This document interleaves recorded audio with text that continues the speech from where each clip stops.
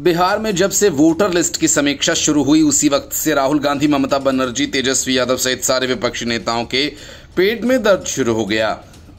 किसी ने इसे गरीबों की हकमारी बताया तो किसी ने पूरी प्रक्रिया को ही बेकार कर डाला। किसी ने चुनाव आयोग पर आरोप लगा दिए तो किसी ने इसे बीजेपी का खेल बता दिया। ये मामला आखिरकार सुप्रीम कोर्ट तक जा पहुंचा, जहां विपक्ष की तरफ से कपिल सिब्बल, अभिषेक मनु सिंघवी सहित कई वकील पेश हुए, लेकिन सुप्रीम कोर्ट में उनकी दलीलें काम नहीं आई और कोर्ट ने वोटर लिस्ट की समीक्षा पर रोक लगाने से साफ तौर पर इनकार कर दिया। मतलब कि चुनाव आयोग को सुप्रीम कोर्ट से हरी झंडी मिल गई। सुप्रीम कोर्ट का यह फैसला विपक्ष के लिए झटका है, क्योंकि बिहार में विपक्ष इसी को मुद्दा बनाकर अपनी राजनीति बनाने में जुटा है।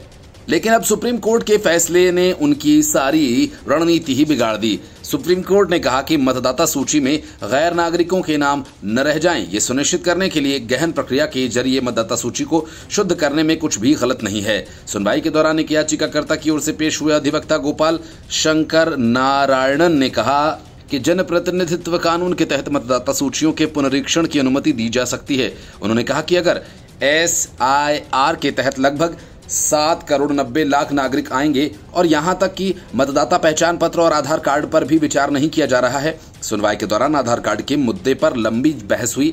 जस्टिस धूलिया ने चुनाव आयोग से कहा कि पहले वोटर लिस्ट की प्रक्रिया पूरी होगी, उसके बाद चुनावी घोषणा हो जाएगी और फिर कोई कोर्ट इस मामले में आगे नहीं आएगा। शंकर नारायणन ने कहा कि सभी याचिकाओं में मुख्य मुद्दा यह है कि गणना के लिए दस्तावेजों की सूची से आधार और चुनाव आयोग के पहचान पत्र को हटा दिया गया है। जस्टिस धूलिया ने कहा, चिंता ये हो सकती है कि 2003 में मतदाता सूची में शामिल लोग अब जीवित नहीं होंगे। शंकर नारायणन ने कहा कि संक्षिप्त संशोधन के कारण मतदाता सूची में संशोधन किया गया है। जनवरी 2025 तक मतदाता सूची में संशोधन किया गया है। शंकर नारायणन ने कहा कि 24 जून को निर्देश जारी किया गया। जस्टिस धूलिया ने कहा कि आप इतने आगे न जाएं, आयोग को पता है कि किनका वेरिफिकेशन जरूरी नहीं। जस्टिस धूलिया ने कहा कि पॉइंट पर आएं, हाईवे पर न जाएं। शंकर नारायणन ने कहा आधार वेरिफिकेशन का एक सरल तरीका बन सकता था जो नहीं किया गया। जस्टिस बागची ने कहा कि RP एक्ट की धारा 21 उपधारा 3 में प्रावधान है कि चुनाव आयोग मतदाता सूची का विशेष पुनरीक्षण उस तरीके से कर सकता है जिसे वह उचित समझे। शंकर नारायणन ने कहा कि अधिनियम में संशोधन के अनुसार UIDAI द्वारा दिया गया आधार नंबर प्रमाण के रूप में दिया जा सकता है। जस्टिस बागची ने कहा, तो आप ये कहना चाह रहे हैं कि मूल अधिनियम के तहत आधार को पहचान का एक प्रासंगिक दस्तावेज माना जाता है और इसलिए पहचान के दस्तावेजों में से एक के रूप में आधार को हटाना अधिनियम की योजना के खिलाफ है।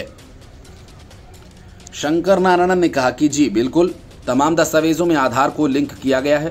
बहस के दौरान कपिल सिब्बल ने कहा कि बिहार सरकार के सर्वेक्षण से पता चलता है कि बहुत कम लोगों के पास प्रमाण पत्र हैं। अभिषेक मनु सिंघवी ने कहा कि पूरा देश आधार के पीछे पागल हो रहा है और फिर चुनाव आयोग कहता है कि आधार नहीं लिया जाएगा।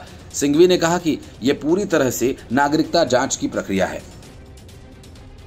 Bureau report, news of India.